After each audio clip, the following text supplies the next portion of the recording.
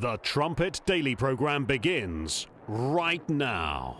Today's world news, what it means, where it's taking us. I bring you the one and only possible message of world peace. This is a message of hope, tremendous hope. And he said unto me, you must prophesy again. The Trumpet Daily program begins right now. Said, you know, we're flying over right now. We're flying over a thing called the Gulf of America. And I'm signing a proclamation, and perhaps you could define that. This is a proclamation declaring today, February 9th, 2025, as the first ever Gulf of America Day. This follows the President's executive order issuing a name change from the Gulf of Mexico to the Gulf of America. And we're flying right over it right now. So we thought this would be appropriate. Even bigger than the Super Bowl. This is a big thing. And almost everybody now has assented to that. Attention on board. Ladies and gentlemen, if you could please direct your attention out the right side of the aircraft. Air Force One is currently in international waters for the first time in history, flying over the recently renamed Gulf of America. Please enjoy the flight, and we are now about to head westbound to Super Bowl 59. Wow, yeah. He did that well. That's a good job. He did. Isn't that nice? You know, we're about make America great again, right? That's what we care about. Okay, here we go.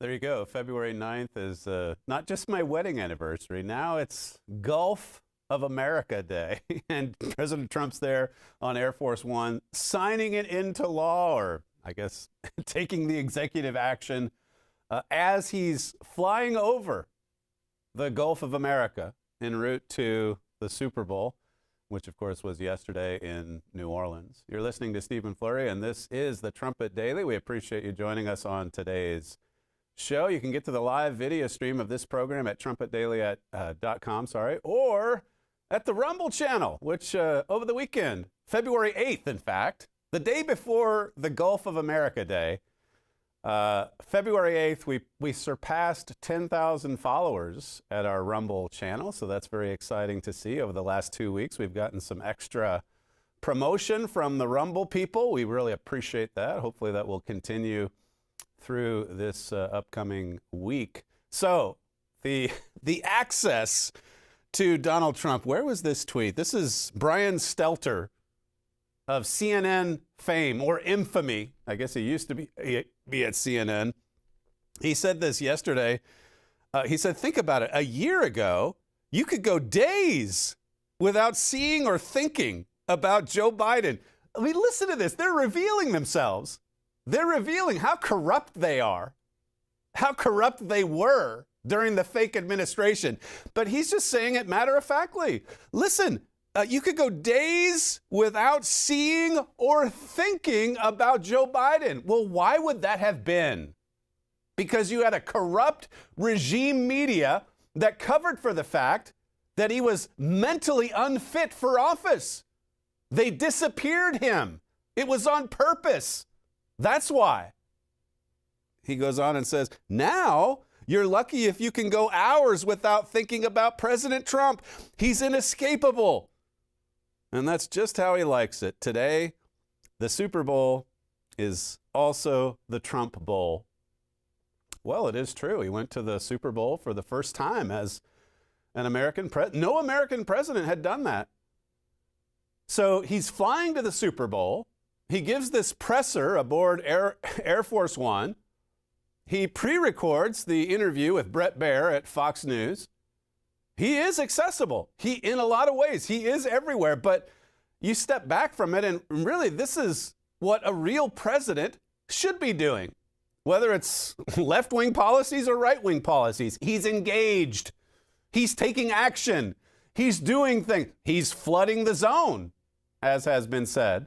We've pointed that out on this program before.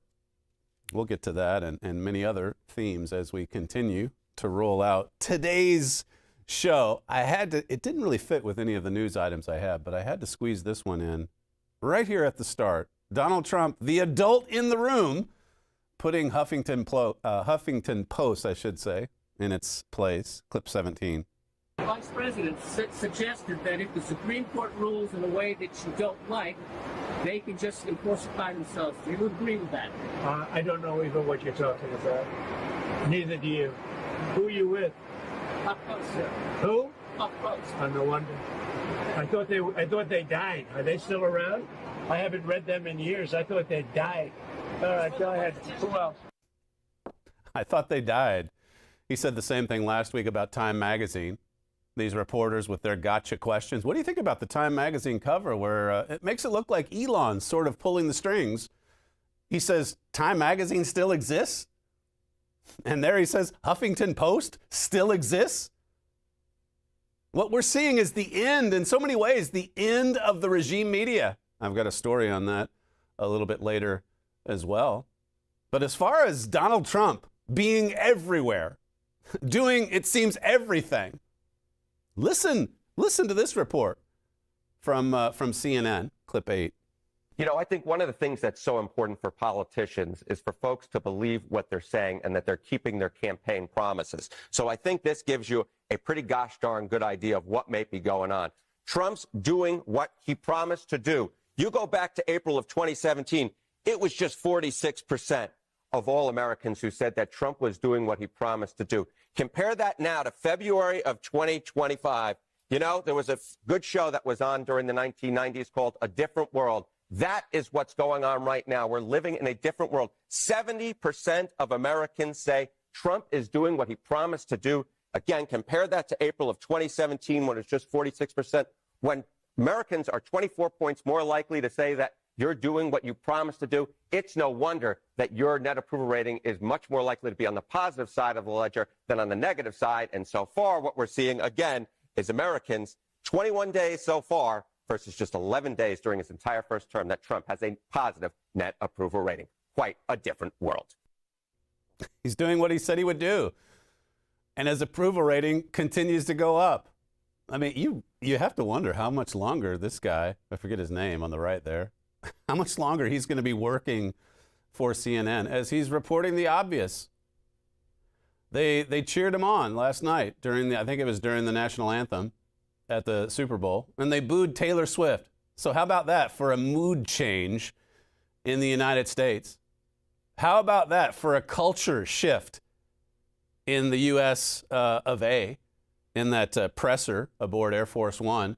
And again, we've made this point before as well. Just the difference between Donald Trump's first term and then now his second term. And as one of our viewers noted, it's almost like in the first term we got Donald Trump, the president, and now what we're seeing is Jeroboam. We're seeing a king-like individual with king-like powers.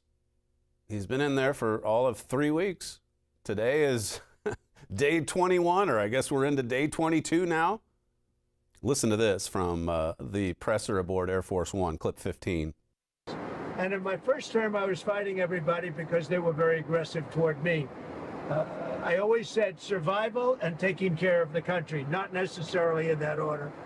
But I had to take care of the country, but I had a bunch of lunatics like Pelosi and all of these people. They fought me, and we won.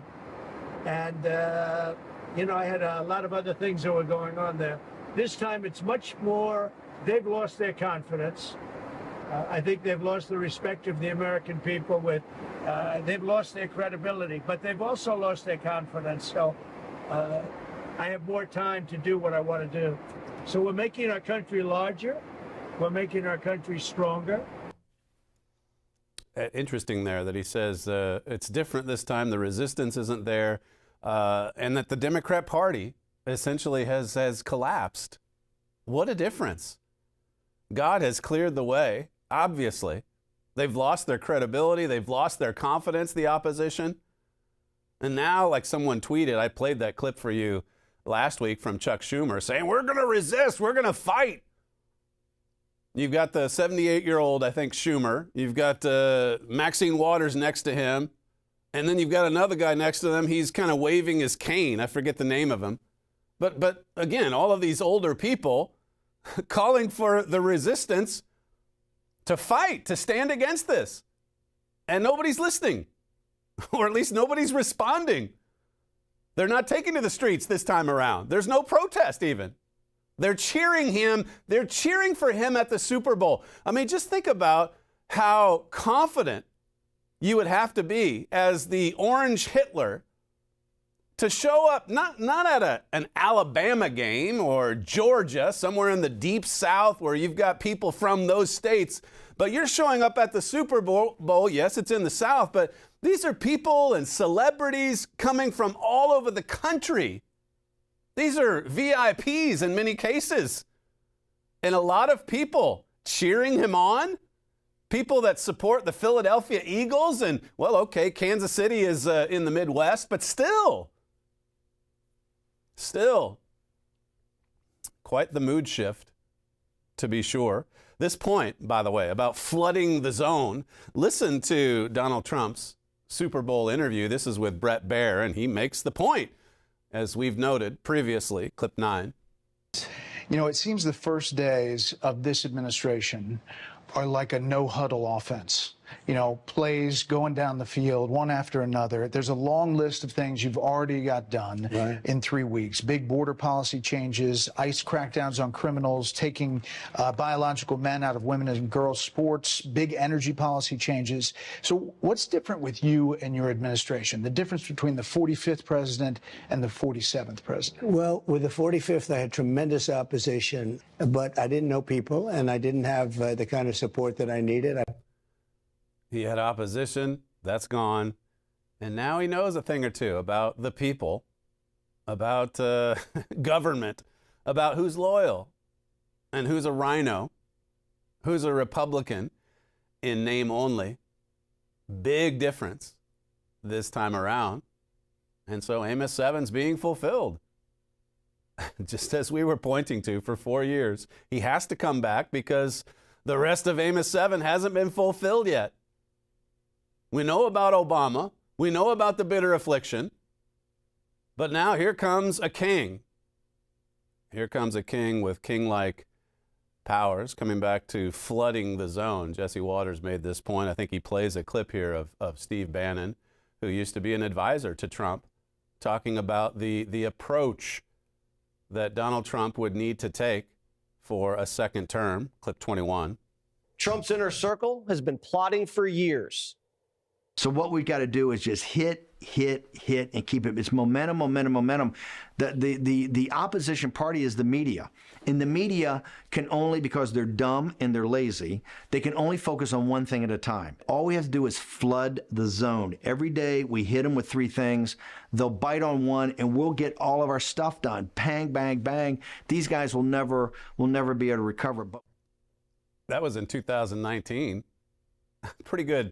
A pretty good suggestion as far as carrying out a robust Trump agenda. Hit him with 3-4 things every day. This week, evidently, it's going to be tariff. We'll see how that plays out. They're coming Europe's way as well. And we know that's significant prophetically just because of the Mart of Nations prophecy. We've been talking about this quite a lot in the last week or two. Flood the zone. And of course, as they flood the zone with these policies, they're also just exposing an unbelievable amount of corruption. Elon Musk and his team, in some cases, his team of youngsters, getting in there and now with the Treasury, going over the books line by line. Just to remind you again of what I gave you last week. This is from the January 2021 Trumpet magazine. This was the first issue after the steal, and we said Trump's coming back. We thought it might be earlier rather than later. And then the issue after this, my father says, look, I stay with my forecast. The fake president is installed. Yes, that's true. But somehow, some way, Donald Trump's going to make his way back into office. And then you look at all that happened just last year, the miracles. The miracles. And Donald Trump saying yesterday in one of those interviews, yeah, I'm calling for all the information on these two assassins or would-be assassins. I want to know who they were and who was behind them. I mean, he's getting into areas that's making the deep state really nervous. He's uncovering corruption. He's uncovering crime. My father wrote in that issue 4 years ago, I'm certain that we are about to see some of the biggest frauds exposed perhaps ever. He talked about these earth-shaking revelations coming out perhaps every week, and that's what we're seeing. Who could have ever imagined that Elon Musk would be the one leading the charge? I mean, previously he buys Twitter because he's concerned about free speech rights. And now he's like the most important economist or accountant in the world. He's auditing these government agencies with the help of his DOGE staff. It's amazing to watch. God is going to use these events to expose the evil and corruption in America, and he'll ensure that every one of his prophecies is fulfilled. God, he not only said that he would bring Jeroboam back, but he also said he would expose these corruptions, this criminal behavior. I mean, it's not even fair to call it fraud. That sugarcoats it. It kind of implies that some of it was done in ignorance. Higher-ups are stealing from the American people. They're helping themselves to the money in the Treasury, and they're lining their pockets. So many of these Treasury handouts have gone to people that there's no even Social Security background on them. Just money going to nothing. Well, it's going somewhere. Some people are benefiting, but it's all operating in the shadows. You know, as some have come forward, you think about private companies, businesses, corporations, how meticulous they have to be with the books to make sure they're not operating some kind of Ponzi scheme, or that they're not laundering money, or they're not cheating people out of what's rightfully there. And then you have the U.S. government. And Democrats, really, the uniparty, screaming, as I said last week, because they're actually being audited for once. Finally, in July of 2018, just talking about federal spending, waste, you know, all these unelected and unaccountable bureaucrats that have this power, enormous power, to make sure that their cronies are rewarded. And at the Trumpet, we said many of these bureaucrats share the same ideology. They believe that much of the power over your life should be controlled, not by you, but by government. They want control, they want power, and they want money. And they're getting it, or at least to this point, they've been getting it. Trump had quite a lot to say about the waste, the fraud, the thievery that they're uncovering. Clip 11. Trust Elon? Oh, he's not gaining anything. In fact, I wonder how he can devote the time to it. He's so into it. But I told him do that. Then I'm going to tell him very soon, like maybe in 24 hours, to go check the Department of Education. He's going to find the same thing. Then I'm going to go to the military. Let's check the military. We're going to find billions, hundreds of billions of dollars of fraud and abuse. J.D. Vance said judges aren't allowed to control the executive power. What's your take on that? Well, we're going to see what happens. We have a long way to go, and we're talking about fraud, waste, abuse. And when a president can't look for fraud and waste and abuse, we don't have a country anymore. So we're very disappointed with the judges that would make such a ruling. But we have a long way to go. We have to find all of the fraud that's going on. We have tremendous fraud, tremendous waste, and tremendous abuse, and theft, by the way.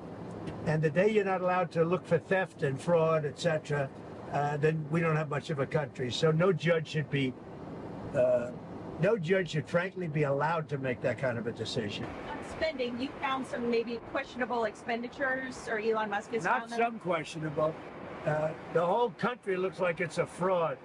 It's fraud, waste, abuse, but it's a tremendous fraud. And what Elon and his group of geniuses have found is unbelievable. It's unbelievable.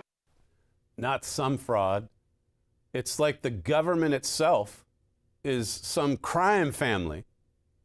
These are gangsters. Kash Patel, as I say, he's got it right with the title of his most recent book.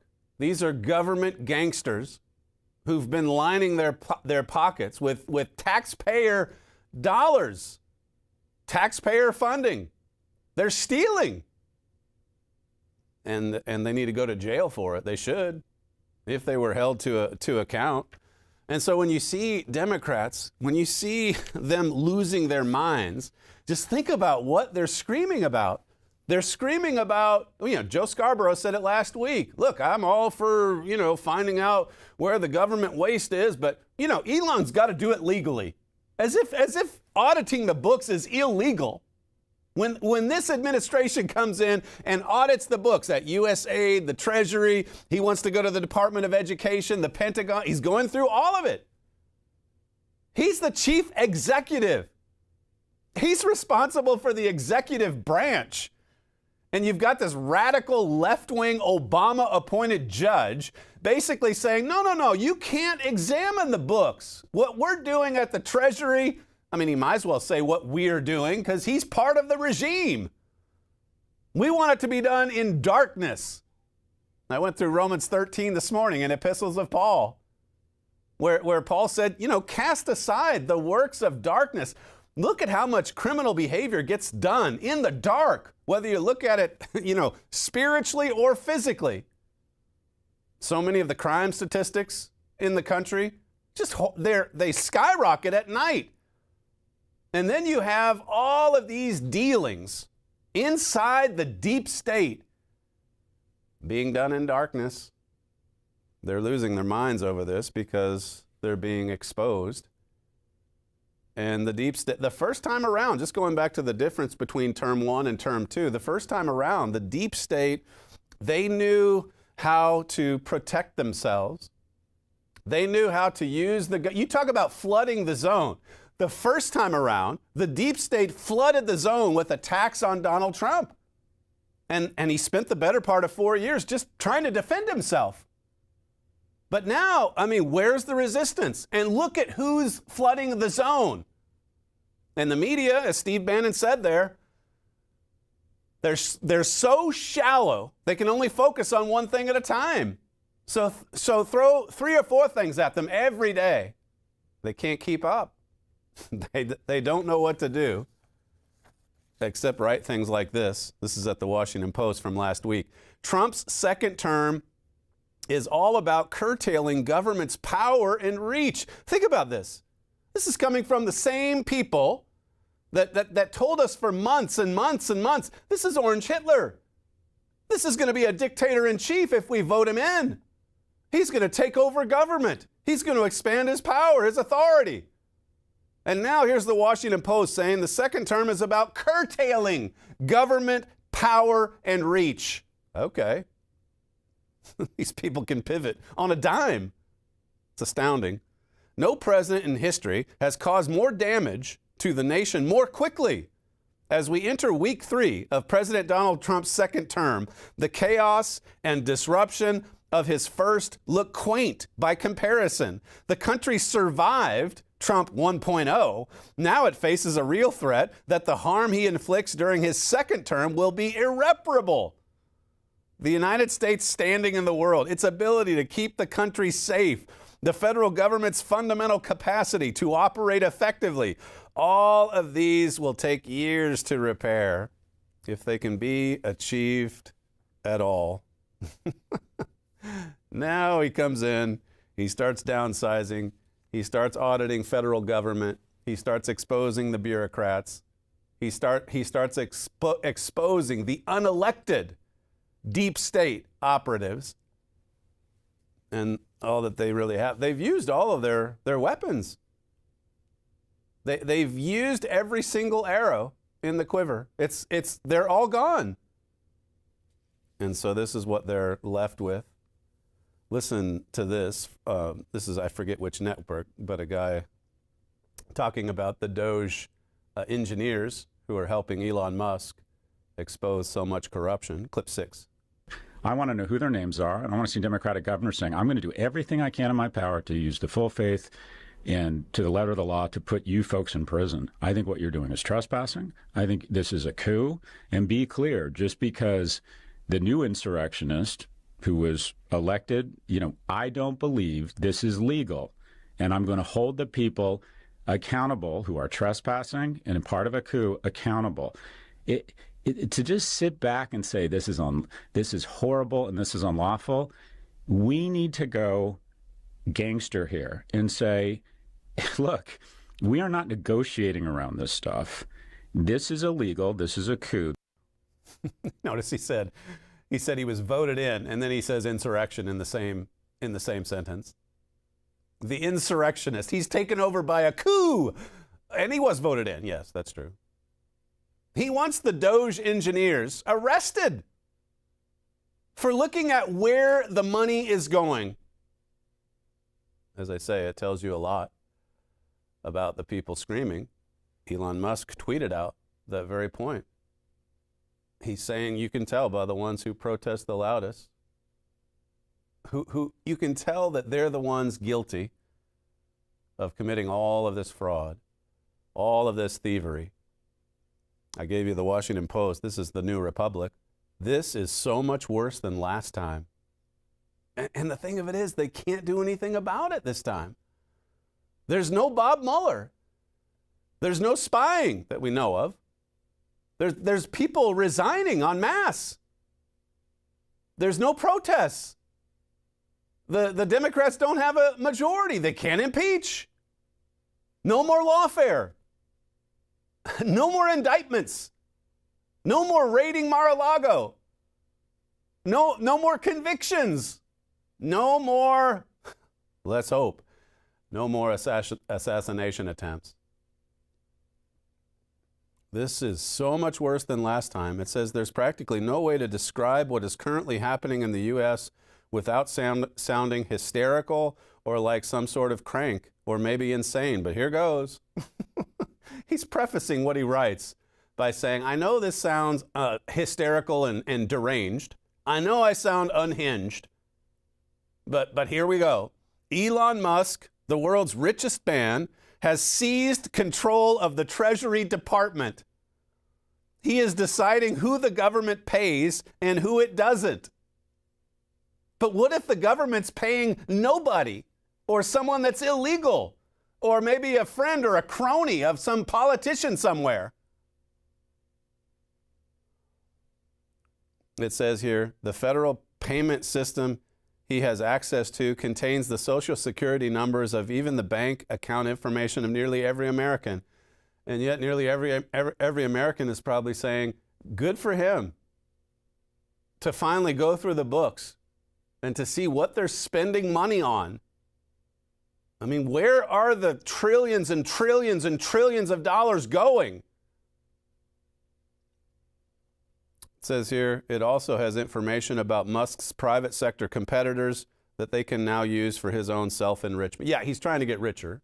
I mean, here's a guy that's probably the only one in the world that's possibly going to be a trillionaire before all this is over. Like, he needs money. I mean, President Trump made that point yesterday. He doesn't need the money. And then you see this picture over the weekend where he's sleeping inside the Treasury in his sleeping bag that looks like an American flag, by the way. He's wrapped in the stars and bars. You can't make any of this up. It's unbelievable to see, just as you contrast it with the previous bitter affliction, the contrast. He doesn't need the money. You think he's been dreaming his whole life about, looking at the books at the Treasury? He's just been given the task of coming in and looking at the business of the U.S. government like he would look at Tesla or like he would look at Twitter. It's slash and burn. That's true. It's eliminating the waste. And he made that comment about if you haven't slashed, even more than is necessary, you haven't done enough. Because you can always go back and, recruit a couple of the ones that were that were let go if there's a real need there. But he comes into Twitter and what did he fire, like 75, 80% of the staff? And yet Twitter is, it's now X, and it's making a profit. It's doing just fine. At least, it says at least one of them is not even old enough to drink. Now they don't like the fact that 19 and 20 it used to be, hey, let's get a 12-year-old. Give them the right to vote. Give them a right to go have their bodies mutilated without their parents knowing. But now you've got some tech engineer, a whiz kid who's 19 or 20, and now their heads explode. How did we give power to a 20-year-old? They can't even keep their arguments straight. Talk about cognitive dissonance. Just runs right through everything that they hold true or believe in and preach. Play clip 10 from the Super Bowl interview. So some of your plays have raised some questions and had some pushbacks. 19 states' attorneys general filed a lawsuit, and early Saturday, a judge agreed with them to restrict Elon Musk and his government efficiency team, DOGE, from accessing Treasury Department payment and data systems. They said there was a risk of irreparable harm. What do you make of that? And does that slow you down on what you want to do? No, I disagree with it 100%. I think it's crazy. And we have to solve the efficiency problem. We have to solve the fraud, waste, abuse, all the things that have gone in the government. You take a look at the USAID, the kind of fraud in there. And you found significant things. Well, we're talking about hundreds of millions of dollars of money that's going to places where it shouldn't be going, where if I read a list, you'd say this is ridiculous. And you've read the same lists, and there are many that you haven't even seen. It's crazy. It's a big scam. Now, there's some good money, and we can do that through any one of a number. I think I'd rather give it to Marco Rubio over at the State Department. Let him take care of the few good ones. If there's a good program, then let's just make sure it goes to the good. Who could argue with this? They're arguing it because they're part of the problem, because they're on the take, because they don't want to be exposed. This same article, The New Republic, it says Trump and Musk have shut down the U.S. Agency for International Development, that's USAID, and cut off nearly all foreign aid. This will have devastating consequences for global health, global democracy, and the future of American soft power. It says Trump has spent the early days of his presidency threatening 25% tariffs. Further on, even if it doesn't end up enacting these tariffs, which would likely be a form of economic suicide, he has already likely damaged the future of any trade agreement between the U.S. and its closest allies. He's also pardoned over 1,000 violent insurrectionists and now seems ready to fire hundreds of FBI agents who helped prosecute them. He's pardoned insurrectionists. What did he say over the weekend about the January 6th protesters? It's somewhere here in my notes. I forget the number. If you know it in the booth, go ahead and play it. You were going to meet with first responders today. Yeah. But you pardoned people who assaulted first responders. No, I pardoned people that were assaulted themselves. They were assaulted by our government. Assaulted by our government. I mean, here again, no resistance. He doesn't care about their precious narrative. He's just blowing it up in their face. Here's another smart aleck reporter. You're going to meet first responders, but listen, your own protesters attacked first responders. No. They were attacked. They were assaulted. They've been assaulted by this government. The adult is back in Air Force One, in the Oval Office, and all that the radical left, the primary cause of so much bitter affliction, all that they can do is basically lose their minds. Listen to this from last week, clip 18. This is devastating, and it is ceding the field as well to the People's Republic of China to the Russian Federation and other malign actors who would like nothing more than to see the U.S. ground game in American foreign policy, the face of American values, disappear like this. You think this is a victory for dictators, autocratic regimes around the world who are competing with the U.S. in Africa, in South America, all around the world for influence? Well, it's not even an opinion. They are out relishing this moment and celebrating it, including a statement, an official statement from the Russian Foreign Ministry today. So this is a disaster, not just from a humanitarian standpoint, from the standpoint of all the beneficiaries who may in fact die because they won't have access to U.S. resources, but it's a disaster for U.S. national interests and national security. That's Obama's own Samantha Power. They're freaking out. There's another one that talks about global famine. Famine's going to spread across the globe because U.S. aid has been shut down. It started in 1961.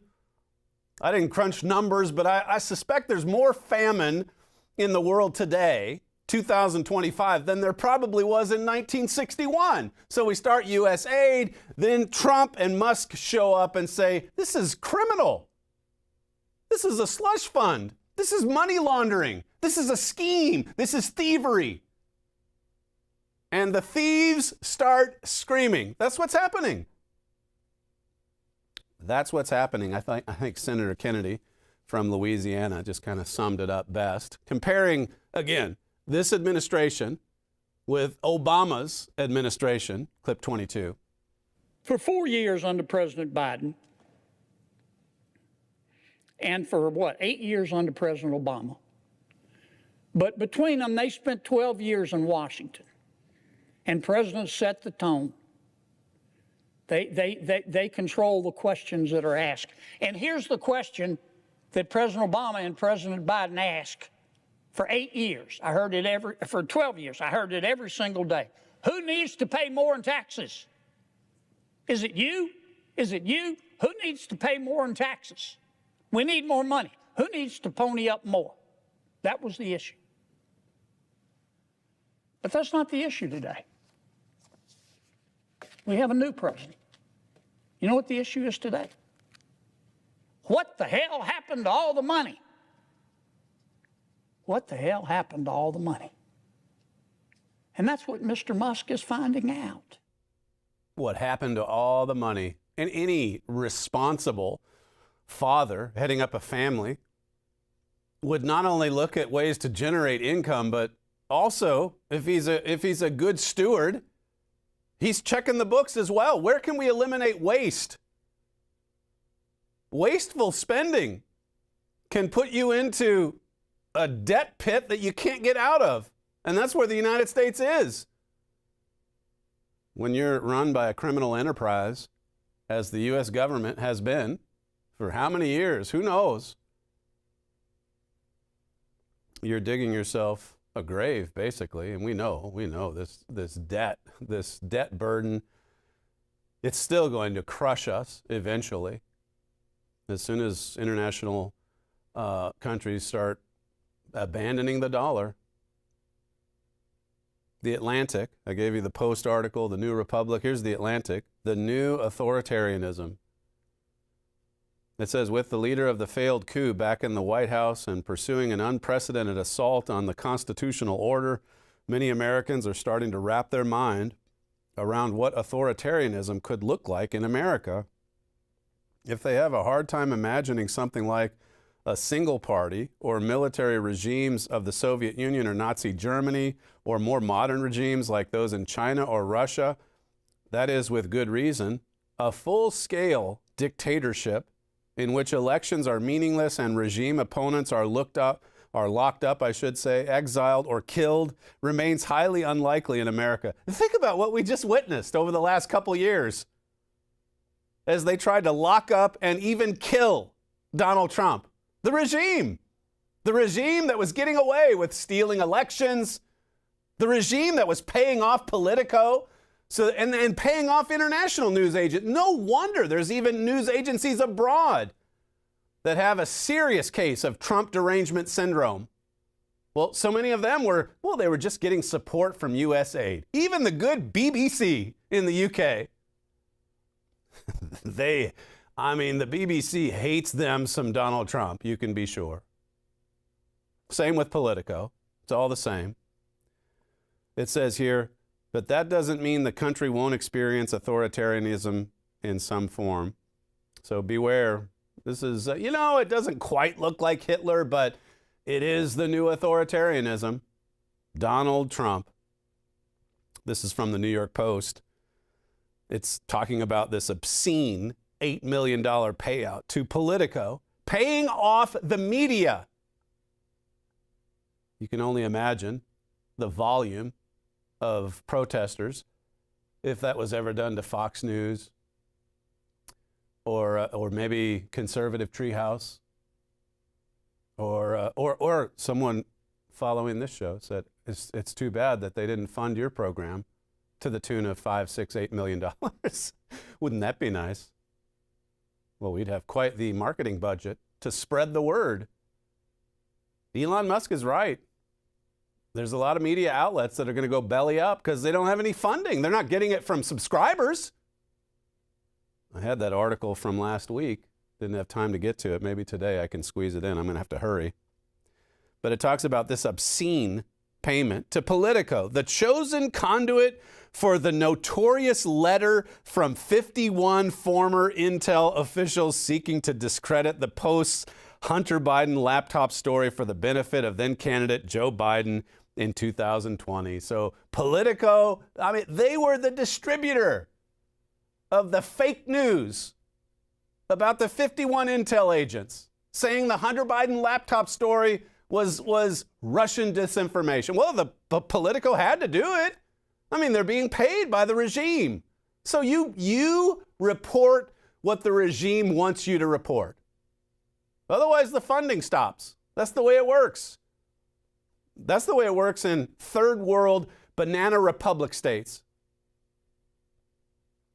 It says here, Reporters Without Borders, a Paris-based non-governmental organization, reported that Congress allocated $268 million for 2025 for training for 6,200 journalists, assisting 707 non-state news outlets, and supporting 279 media sector civil society organizations dedicated to strengthening independent media to bolster the free flow of information. We're just doing it for free speech. No, you're doing it for left-wing propaganda. If you're getting paid off by the deep state, it's not so that you can have, some good conservative commentary. Far from it. These are obscene numbers, $268 million. It was happening all over the world. As I say, this is worse than government waste. This is giving money to the enemy. This is giving away taxpayer dollars to people who hate America and who are paid to write hateful things about America. And this is what Americans want fixed, as you saw there from CNN. Donald Trump's carrying out his agenda. He's doing what he said he would do. Here's another one from the New York Post. Elon Musk says FEMA sent $59 million last week to luxury New York City hotels to house illegal migrants. Just doing this is illegal. This is not what FEMA funds are for. No wonder they're struggling to just survive in the hills of North Carolina following the hurricane. No wonder FEMA admitted to running out of money. $59 million last week to luxury hotels, not Motel 6, not Super 8. Luxury hotels in New York City. You got to do it for the migrants. You got to do it for the people that get into the country illegally.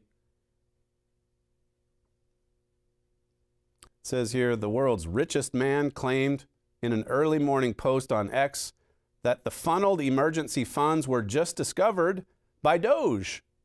Even as President Trump called for a complete overhaul of FEMA that could even see it shuttered. Why, Kristi Noem suggested the same thing yesterday. And this terrifies the radical left because all of these agencies, they're an extension of the regime, the power of the regime, and they've never come under scrutiny. They've never had their books audited. And so what we're seeing is a level of corruption that we've never seen in the United States of America, in U.S. government. And as my father said 4 years ago at the Trumpet magazine, I mean, just prepare for earth-shaking revelations every week, every single week. If you don't have a subscription to the Trumpet, you should. And it's free. There's no cost or obligation. Just call the 800 number there, 1-866-930-3024. Musk said sending this money to the hotels in New York, sending this money violated the law and is in gross insubordination to the president's executive order. They're disobeying Donald Trump. They're disobeying Orange Hitler. They're violating the law. But this time around, you see, it's different. This time around, they're not going to get away with it. This time around, at the very least, funding is going to be ended. The gravy train is going to dry up. The free ride for illegals, it's over.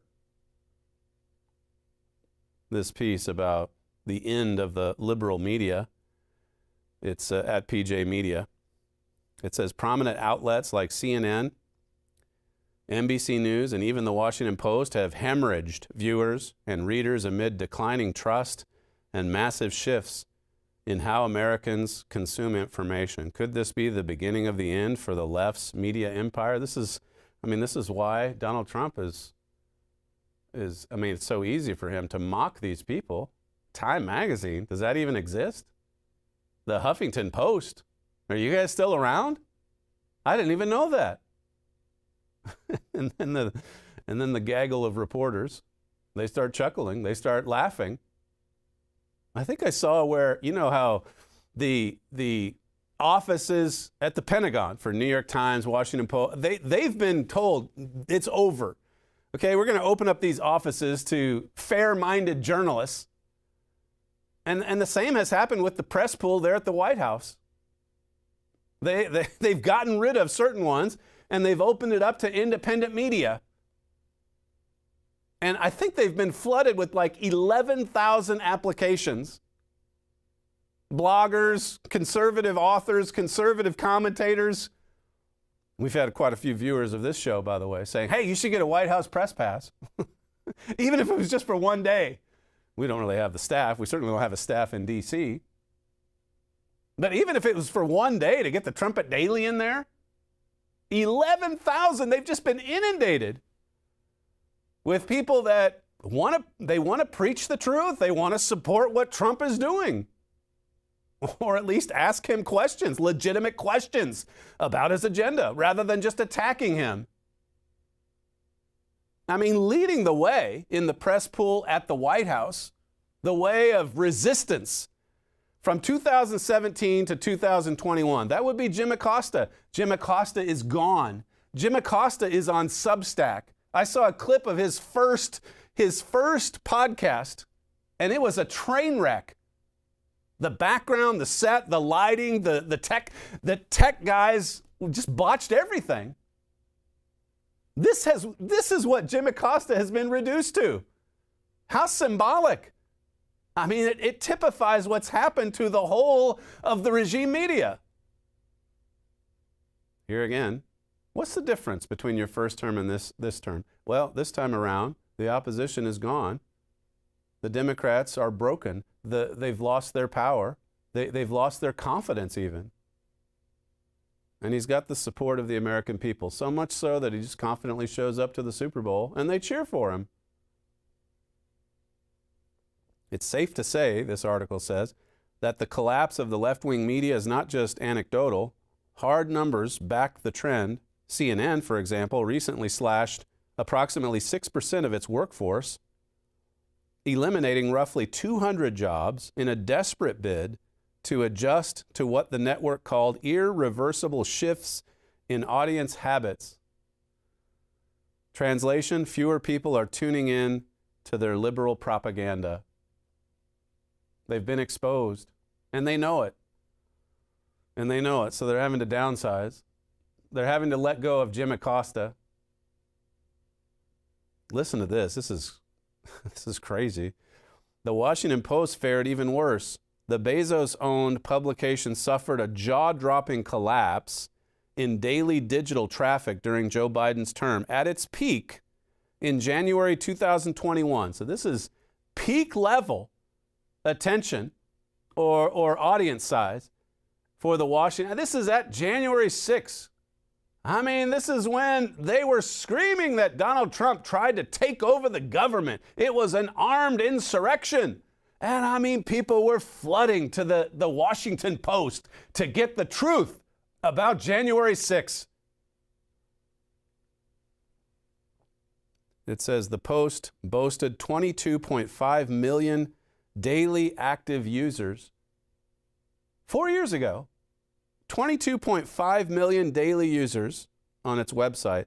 But by mid-2024, the number had plummeted to a mere 2.5 million. That would be a plummet of 90%.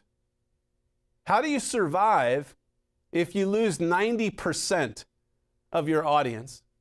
Answer, well, get some funding from USAID. Get some funding from the federal government. Get some money from the regime. That's what Politico did. It's no problem. The government willing to spend a subscription rate of $10,000 per? No problem. Hey, just put it on the credit card. We'll charge the taxpayer. Politico can survive. 90%. How do you even lose 90% of your audience? How are you so bad that you lose 9 out of 10 viewers?